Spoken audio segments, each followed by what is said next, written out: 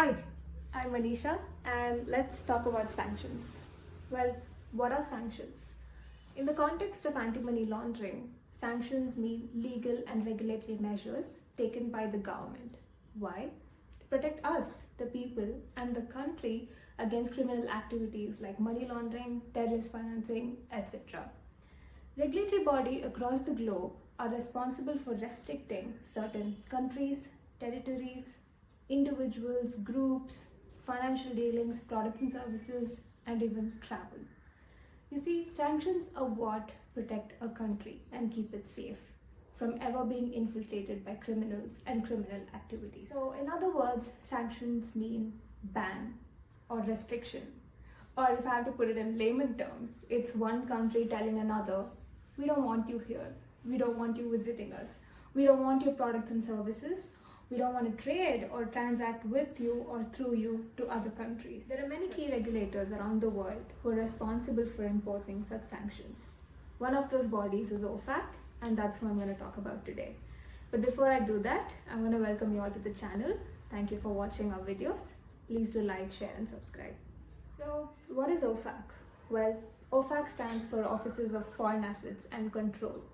It's a regulatory agency within the United States Department of Treasury. But what do? Well, OFAC administers and enforces economic and trade sanctions against targeted foreign countries, terrorists, international narcotics and drug traffickers, as well as individuals and criminals who indulge in the proliferation of weapons of mass destruction. You see, OFAC's focus is on the SDN list. What's SDN? Specially Designated Nationals. It's a list that comprises of individuals and organizations who have violated the foreign policy objectives. In other words, who've caused a lot of trouble to the country, which is why OFAC sanctions program is in place to prohibit transactions and to block assets of such persons and organizations, thereby abiding the US foreign policy and the national security goals, and ultimately protecting the country and its people from ever being subject to criminal activities. That's OFAC, and that's sanctions for you. Thank you. Hi friends, in today's video we are going to see about OFAC, different types of OFAC sanctions, and who must comply with OFAC. OFAC, the Office of Foreign Asset Control, is a part of the US Department of the Treasury responsible for enforcing economic and trade sanctions based on the US foreign policy and national security goals. The types of OFAC sanction list categorizes the sanctions into different classifications based on the target and scope of sanctions. First one, country-based sanctions. These sanctions target the entire countries, imposing restrictions on economic and trade activities with the country as a whole. They are often referred to as the comprehensive sanctions because they cover virtually all the economic transactions with the sanctioned countries. Examples include the sanctions imposed on Iran and North Korea, where most transactions involving these countries are prohibited without authorization from OFAC. Example, the United States imposes the comprehensive sanctions on Iran, prohibiting the US persons from engaging in most trade and financial transactions with Iran, including the importation of goods and services. The second one, list-based sanctions, also known as the targeted sanctions. These sanctions target the specific individuals, entities, or groups often associated with the activities deemed contrary to the US foreign policy objectives or national security interests. List-based sanctions aim to isolate and restrict the designated targets from accessing the US financial system or engaging in transactions with the US person or entities. Example, the OFAC may designate the individuals or entities involved in terrorism, narcotics trafficking, or other illicit activities, such as freezing their assets and prohibiting the US persons from doing business with them. For instance, the individuals or entities associated with the Taliban or Al Qaeda are typically subject to targeted sanctions. Secondary sanctions. Secondary sanctions target the non-US persons or entities, that is, the foreign individuals, companies, or governments that engage in certain activities involving sanctioned countries, individuals, or entities.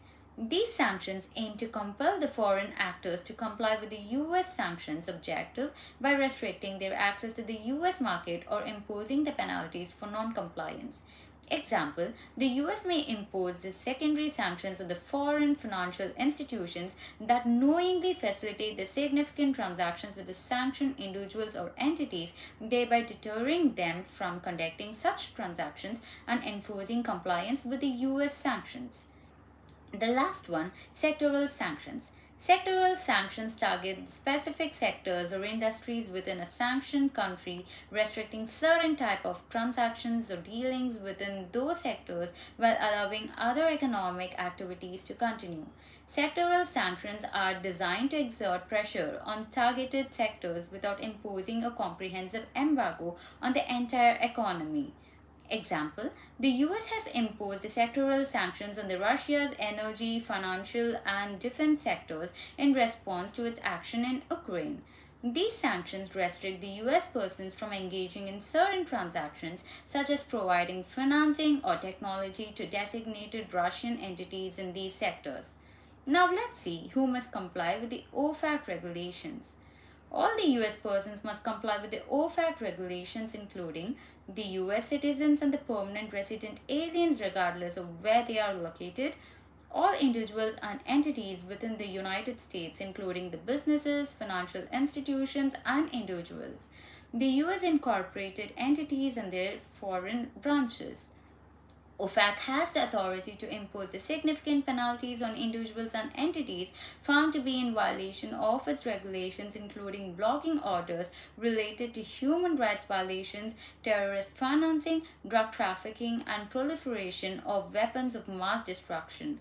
Compliance with the OFAC regulations is essential to avoid legal and financial repercussions, including fines, asset freezes, and other enforcement actions.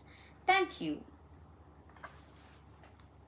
Hi, I would like to talk about extraterritorial reach of OFAC. The extraterritorial effect of US sanctions extends the US policies to individuals, businesses, and governments around the world. The US is the primary government engaged in applying extraterritoriality to the sanctioned regime. However, people often misunderstand the idea of extraterritoriality, taking it mean that the restriction imposed by OFAC sanction cannot apply to individuals or activities once they are out of US borders. In fact, the restriction imposed by US apply to all persons wherever they are located in the world. Thank you, Manisha and Shalini, for sharing your knowledge, and to all those watching our videos. If there is anything in particular that you are looking for, please don't hesitate to let us know. Thank you.